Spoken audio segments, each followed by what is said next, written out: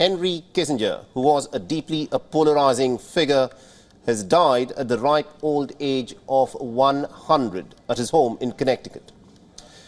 Now, he's one of those individuals who has shaped the American foreign policy in the aftermath of the Second World War, as few others have done. Now, for people who eulogize him, he was seen as a master tactician in his role as the Secretary of State to presidents such as Richard Nixon and Gerald Ford. But his critics, however, have questioned his complete disregard for human rights and democracy in wars such as those of Vietnam and also in Cambodia, and have accused him of, in fact, orchestrating several coups in different parts of the world. Now, Henry Kissinger was one of the key figures in the Vietnam War, and he is, in fact, said to have been calling the shots from behind the scenes, as the U.S. President Nixon, of course, was heading the nation at that time. And Kissinger began a policy that is known as the Vietnamization. And what it did is it brought the South Vietnamese allies to take on a larger role so that the American troops could withdraw. But remember, the American troops were stuck in Vietnam for a very long time. Now, Nixon and Kissinger, of course, authorized a 1969 to 1917 bombing campaign of Laos and Cambodia, which resulted in enormous humanitarian suffering and deaths. Now, this bombing campaign by the Americans, which was in fact masterminded by Henry Kissinger, was aimed at disrupting a rebel movement in southern Vietnam. The bombing authorized by the U.S. Congress was in fact kept secret from the public. It did not halt the infiltration, but it killed thousands upon thousands of civilians and helped the rise of the genocidal Khmer Rouge. Now, Henry Kissinger, in fact, traveled several times to Paris, at first secretly for talks with the North Vietnamese negotiator Lee Duc Tho. An agreement was finally signed in January 1973 that effectively ended the U.S. military operations. The two men were jointly awarded the Nobel Peace Prize, although only Kissinger accepted it. Taped conversations with Nixon later revealed that Kissinger had fully expected South Vietnam to fall after the Accords. And a lot of people, in fact, criticize Henry Kissinger as one of those individuals who was a warmonger but was awarded the Nobel Peace Prize. Now, Kissinger also overlooked Pakistan's mass atrocities as Bangladesh won its independence in 1971. He believed that the U.S. interest was in keeping Islamabad as the quiet go-between with China. Now, more than the failure of U.S. diplomacy, it was in fact Kissinger's strategic moves that thwarted any constructive role for Washington in preventing the crisis in Bangladesh from blowing over. And as per the Institute of Peace and Conflict Studies, Henry Kissinger doubted India's capacity to win the war in East Pakistan and to cut it off from West Pakistan. Also, he was one of those individuals who was overly optimistic about China coming to Pakistan's aid by opening another front, and the reluctance of the Soviet Union to act under American pressure. Neither of these two incidents happened.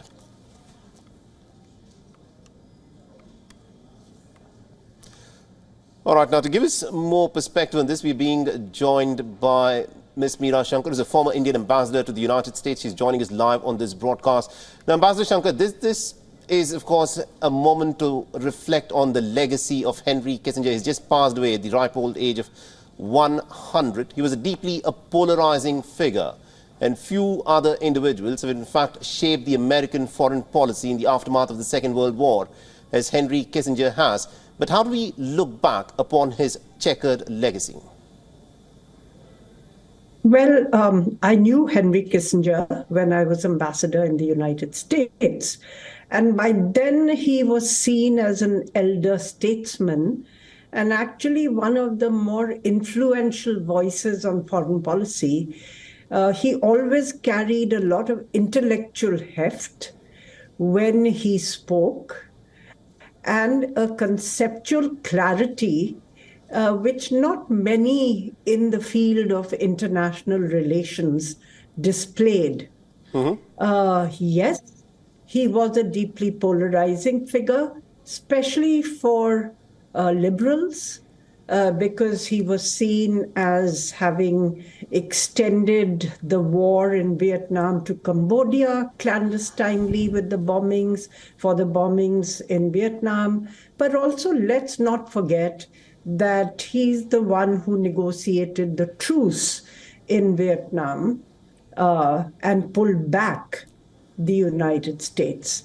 I think the other major achievement was, from the point of view of the United States, the opening towards China, because that shifted the triangular relationship between the US, China, and the Soviet Union in favor of the United States by weaning away one corner of the triangle. And of course, I think that laid the ground for China's rise Right. and its subsequent development. From the Indian point of view, he was not very helpful.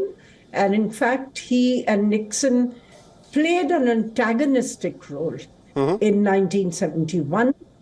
Despite the State Department at that stage, it was called the Middle East and South Asia Bureau. There was no separate South Asia Bureau. Right. I think The there's a bit government policy, and signed petition to the government at that stage, the US government, opposing it. But Kissinger and Nixon were giving primacy to their opening to China, where Pakistan was a clandestine go-between. And so they chose to ignore all the human rights violations, the killings which were taking place in Bangladesh, the flow of 10 million refugees into India, and did nothing. And if you look at the excerpts of conversations between him and Nixon, right. Clearly, they were appalled that a developing country leader like Indira Gandhi had had the gall to defy them. Right. And but afterwards, post 91, because I've met him after 1991, his attitude towards India had mellowed somewhat, and he was a far greater advocate for economic ties with India. More specifically, Nixon's views had mellowed in retirement. And if you see Nixon's biography, in that he writes the great contest of the future is going to be between the two Asian giants, India and China. And I hope in this process, the US supports democratic India. Now, that's a very far cry from the Nixon of 71. Absolutely. But I think upon reflection in his, after he had ceased to be president and was writing his memoirs, this is an excerpt from his autobiography. And of course, Kissinger continued to be a proponent of China. Right. When US-China relations were fraught right. Or difficult, I think Kissinger was one of the best advocates of China right. in the United States. More recently on Ukraine, actually, he announced in 2014 fairly sensible views, saying that there's, Ukraine is geographically close to Russia. It has core national interests riding there. And therefore, the only way the Ukraine issue can be resolved is to accommodate Russia to some extent and give greater autonomy to the eastern region of Ukraine, and also the neutrality of Ukraine should be assured. So those were fairly sensible views. Right. But now, given the kind of anti-Russian, tropes and actually the entire narrative on Ukraine, Kissinger walked back a little from some of his views, but still was fairly reasonable. Right. In the views that he had expounded. So I would say that he brought a great knowledge of history, an intellectual heft, and also a kind of polarizing ruthlessness. Right. As, national security advisor. to President Nixon. Ambassador Shankar, if you have to sum up the legacy of Henry Kissinger, what do you think made him still relevant? Because a lot of people used to still listen to Henry Kissinger long after he had, departed from office. Why is it that Henry Kissinger remained so relevant long after he was out of office? Well, firstly, he had an important consultancy firm which he was running, and he was consultant to many governments around the world at the highest level, including China at various stages. Secondly, as I said, he combined a depth of knowledge of history with intellectual heft and conceptual clarity and a sense of realpolitik. That is, what is possible, because in many instances, the wielding of power can only be successful if you know its limits. Right.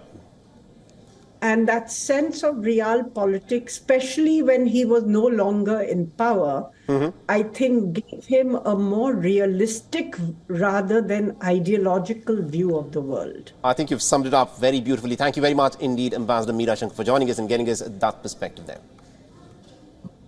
Thank you. WION is now available in your country. Download the app now and get all the news on the move.